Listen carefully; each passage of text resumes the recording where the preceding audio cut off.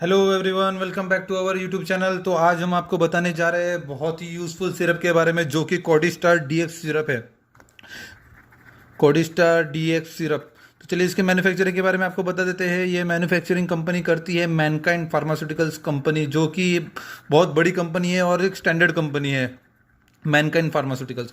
तो चलिए इस बात करते हैं, इसके कंटेंट के बारे में आ जाते हैं। इसके कंटेंट में केमिकल कंपोजिशन में जो है, तो इसमें दो कॉम्बिनेशन ऑफ मेडिसिन पाए जाते हैं, जो कि है पहला है क्लोरफिनारामाइन मैलिएट और दूसरा है डेक्स्ट्रोमिथॉर्फन हाइड्रोब्रोमाइड। डेक्स्ट्रोमिथॉर्फन हाइड्रोब्रोमाइड।